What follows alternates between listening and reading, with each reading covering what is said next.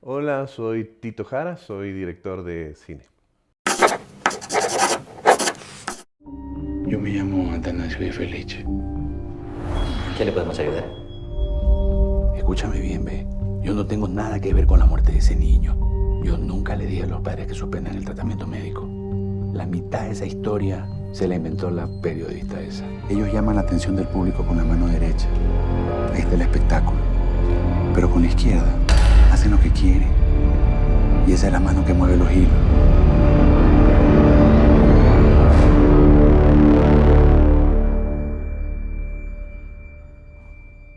Mi trayectoria es larga en tiempo y corta en, en producciones.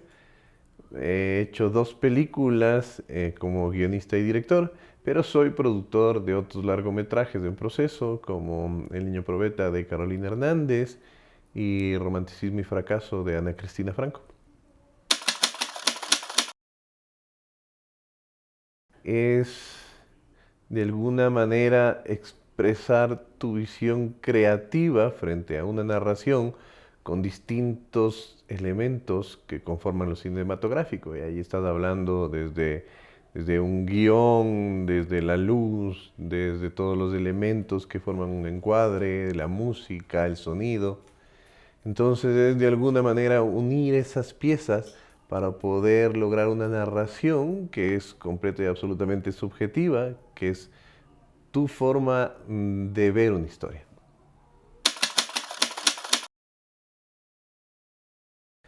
¿Qué me dejó esa película? Esa es una pregunta compleja porque no he pensado en ella, pero me dejó un montón de satisfacciones, ¿no? Para mí es un momento importante en mi vida que recuerdo con muchísimo cariño, sucedió hace ya más de 10 años y lo que siento es eso, muchísimo agradecimiento por ese momento.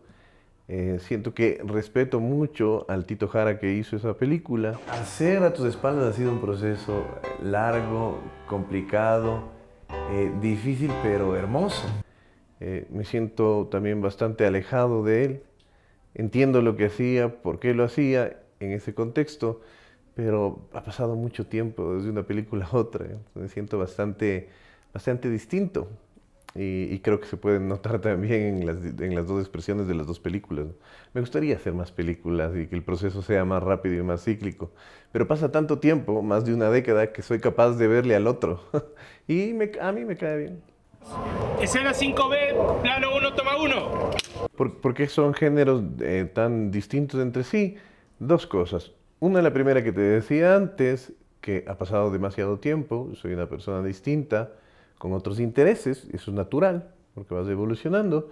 Y después porque a mí personalmente me parece bastante aburrido hacer algo que ya hiciste.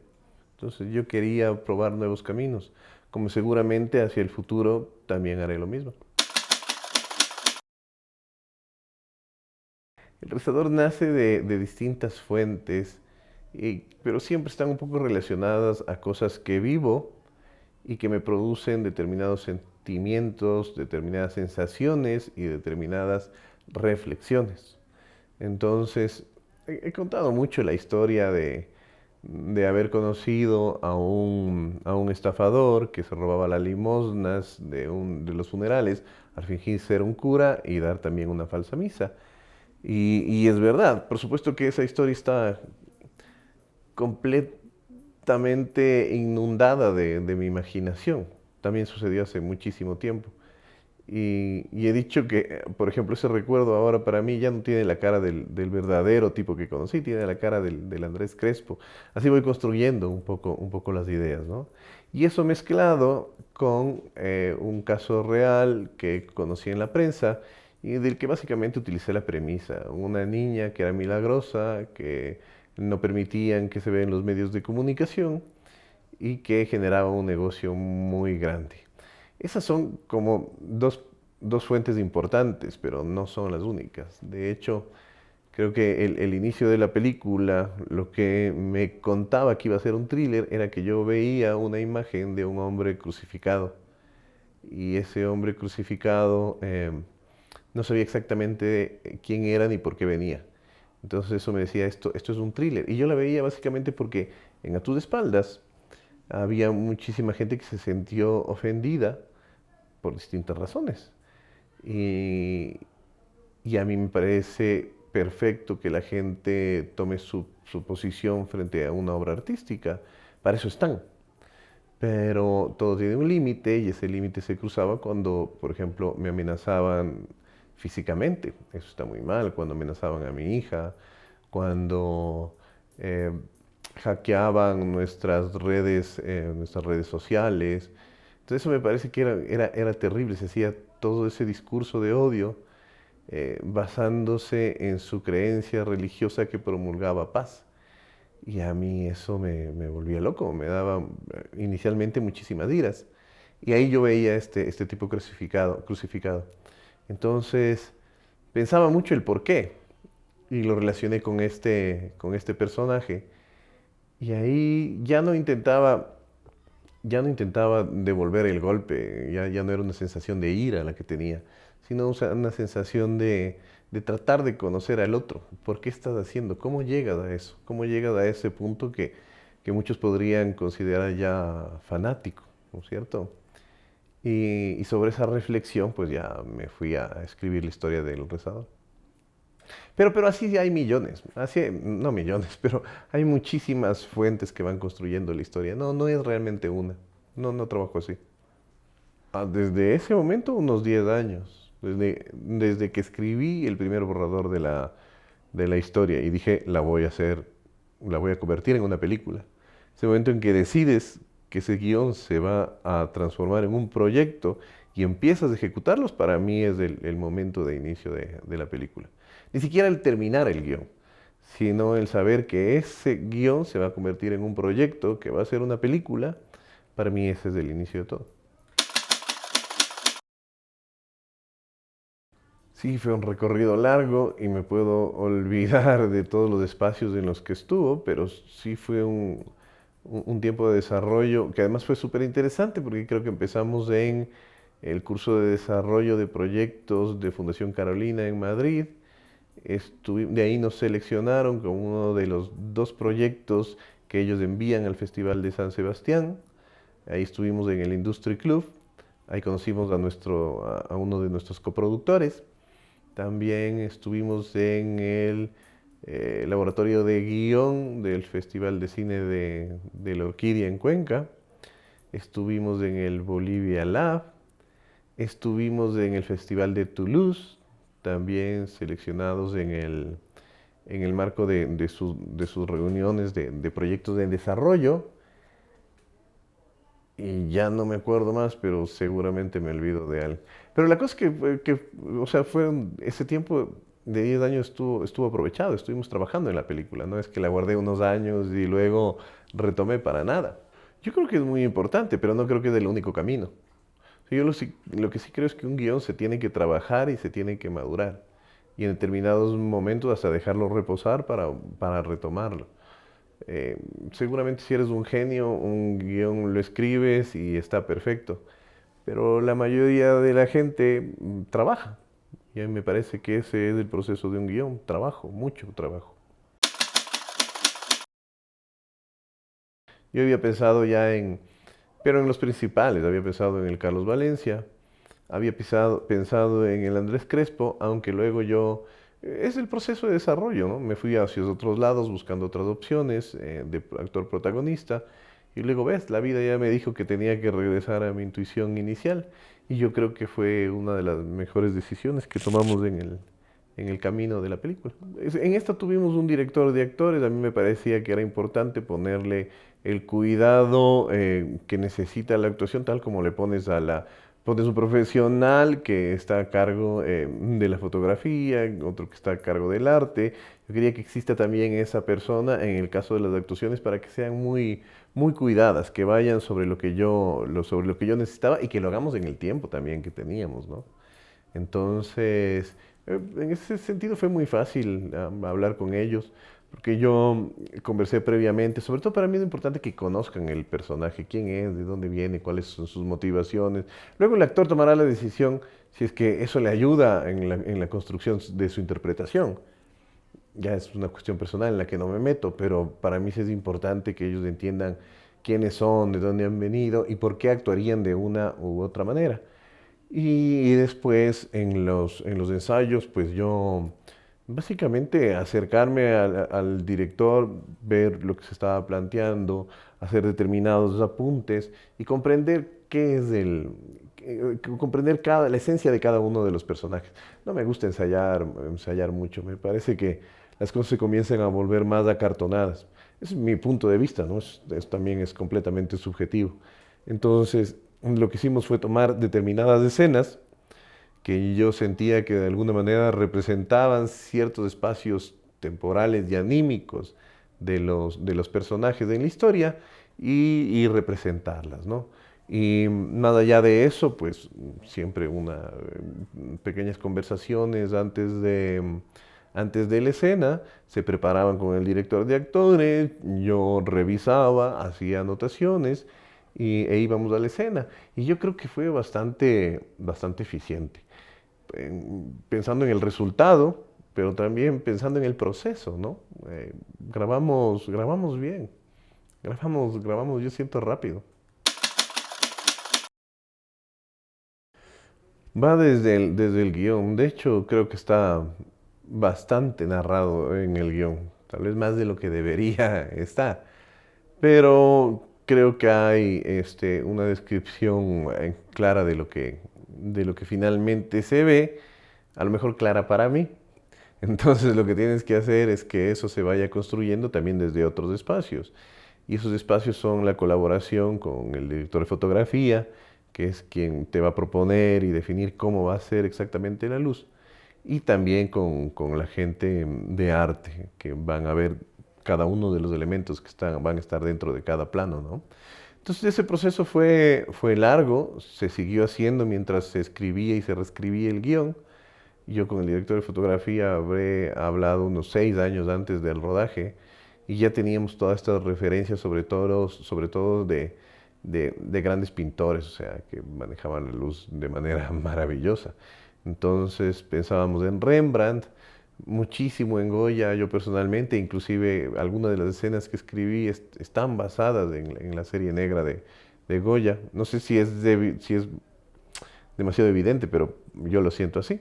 Y, y llegué hasta el detalle de pedirle más allá de las referencias que usualmente tomas, a pedirle a un artista conceptual que dibuje algunas de las escenas, algunos de los planes de la película. Igual hace ya muchísimos años. Entonces estaba muy definido y muy claro. Y el director de fotografía en determinados momentos, por ahí tengo algo que seguramente publique, que es, por ejemplo, mis primeros bocetos a lápiz y cómo el artista los dibujó y cómo terminaron en la película. Y te vas a dar cuenta que es un trabajo bastante parecido. Y el director de fotografía, esos planos u otros, los hacía súper rápido. Y yo le decía, qué bestia, o sea, son minutos, o sea, qué bien. Y así es que he pensado en esto durante muchos años, sé exactamente cómo hacerlo, no tengo por qué estar divagando. Entonces creo que todos entendíamos del concepto visual de la película y que se ve reflejado en ella. Carlos de Miguel. No, pues sería maravilloso que él me diga, podemos utilizar esto, pero yo también soy productor de la película y le voy a decir, no alcanza eso. O sea, eso es lo que yo considero que es una producción creativa, o sea, tienes que de alguna manera encontrar las circunstancias reales en las que puedes construir esa idea que tienes en la cabeza. Entonces tienes que aprender a ser maleable, o sea, a saber moverte dentro de las circunstancias reales, porque si no estás un poco en la fantasía y eso impide que los proyectos se construyan en realidad. Entonces, sí, teníamos una visión súper clara de lo que iba a ser la película, pero teníamos que ver cómo lo íbamos a lograr con los recursos a los que teníamos acceso. Entonces, el tema, por ejemplo, de las ópticas, o sea, ¿qué ópticas podemos obtener? ¿Funcionan, no funcionan? Encontrar el balance adecuado entre eso, entre los recursos materiales y la visión creativa. Pero por supuesto, cuando vimos que existía esa posibilidad y que aportaba a la estética que habíamos pensado en la película, fue importante. Pero era porque yo sentía, más allá del anamórfico por anamórfico, o sea, son unos lentes, lentes Lomo, que son lentes viejitos, rusos, y yo sí sentía que toda la película tenía que tener un aire de los años 70. Ahí te vas a dar cuenta que en la película no hay nada moderno, o sea, nada, nada.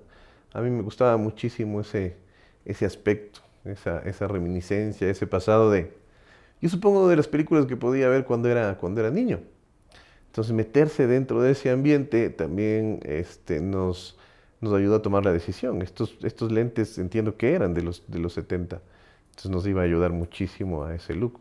Entonces encuentras las circunstancias, como te decía, y tomas la decisión. Pero eso es un poco a las sensaciones que tienes que transmitir, ¿no es cierto? Porque eso de anamórfico te das cuenta tú, porque sabes de fotografía, porque eres un fotógrafo. A la gente no le interesa si es anamórfico o no lo es. Entonces, la gente no va a tener conciencia sobre eso. Va a tener conciencia sobre lo que le hace sentir esa imagen. Si es que tiene relación con lo que estás contando. Y eso es lo importante. Entonces, si en determinado momento no hubiésemos podido hacerlo con esos anamórficos, bueno, hubiésemos buscado otra solución, ¿no? Que nos ayude a acercarnos de ese look que estábamos buscando. Pero no es que tiene que ser anamórfico, tiene que ser tal cosa. Tiene que ser lo que con conciencia seas capaz de construir para llegar a tu objetivo de la mejor manera. Que exista, pues, ese es el reto más complejo, porque esa pregunta me hacen mucho y siempre yo siento que esperan que responda determinada escena dificilísima, pero es que no es tan así. Un rodaje se para porque alguien se olvidó una pieza de vestuario. Un rodaje se para porque alguien se olvidó el reloj que tenía en la escena anterior y no está ahí. Te detiene eso tanto como tener una escena en la que tengas cientos de extras. Entonces no es tan así. Lo importante es que una película, el estado natural de una película es que no se haga. Estás luchando todo el tiempo contra la entropía. Y eso no tiene que ver con que las cosas sean más grandes o más pequeñas. Tiene que ver con qué detiene el rodaje. ¿Qué hace que las cosas no fluyan? ¿Qué hace que la película no exista? Y eso pueden ser cosas muy, muy, muy pequeñas. O una mala coordinación y no llega un actor. Si te das cuenta, o sea, detalles muy pequeños pueden ser mucho más complejos que decir, tengo que hacer esta escena en la que tengo 30.000 extras y tengo que colgar un montón de cosas y tengo que hacer efectos especiales. No necesariamente es lo más difícil. Debería intentar planificar las cosas de la mejor manera, sabiendo que en el rodaje todas esas cosas pueden cambiar y siendo capaz de en esas circunstancias tomar decisiones adecuadas. Y no solo que pueden cambiar, que van a cambiar. Entonces no ponerse camisas de fuerza sin mucho sentido. Está bien planificar. Yo esta película la dibujé toda. Todos los planos los dibujé. No todos los hice así. O sea, en rodaje tomé muchas decisiones, eliminé escenas, eliminé acciones y en el momento de la edición también. Entonces, tienes que saber ir adelante. Eso me parece importante. Siento que mucha gente se queda en cosas pequeñas, ¿no es cierto? Cuando puedes encontrar la esencia, lo necesario para permitir que los proyectos fluyan. Sin dañar, evidentemente, tu visión creativa y narrativa. Eso sería una locura. Ese equilibrio me parece que es lo importante. Bueno, en realidad no fue solo una cadena en Europa, sino a distintos canales de distribución alrededor del mundo. Y eso está buenísimo, porque si bien siempre pensé que la película tenía que salir un poco del claustro que puede representar tu propio país, tampoco me imaginé que iba a estar en tantos territorios, pero me encanta. O sea, yo quiero comunicarme con la mayor cantidad de público posible, siempre y cuando siga siendo honesto en mi propuesta, ¿no? No creo en eso de diseñar una película. Tampoco estoy en contra, eso es el trabajo de cada uno, pero para pasarte tanto tiempo haciendo una película, creo que necesitas estar motivado por algo en lo que crees, y algo en lo que crees necesariamente es honesto. ¿Qué viene en la película? Las películas todavía tienen espacios de recorrido, ¿no? Todavía tenemos otros territorios en los que trabajamos para poder acercarnos a ellos. Estamos, todavía continuamos en ruta de festivales. O sea, hay un trabajo todavía de la película que dura bastante tiempo más allá del definido en las salas comerciales. Sabes que tu trabajo tiene determinada calidad de exhibición internacional, como cualquier otra película en el mundo. Pero antes de lo de HBO sucedió otra cosa que es súper importante y es que la película recibió una ayuda de participación de Radio Televisión Española. Radio Televisión Española es el grupo audiovisual más grande de España. Y todos los años se hace como una convocatoria para el cine español, para que las películas se presenten y sean objeto de esta ayuda. Y se presentan la mayoría, si no todas. No puedo decir todas, porque sería 100%, pero la gran mayoría se presentan.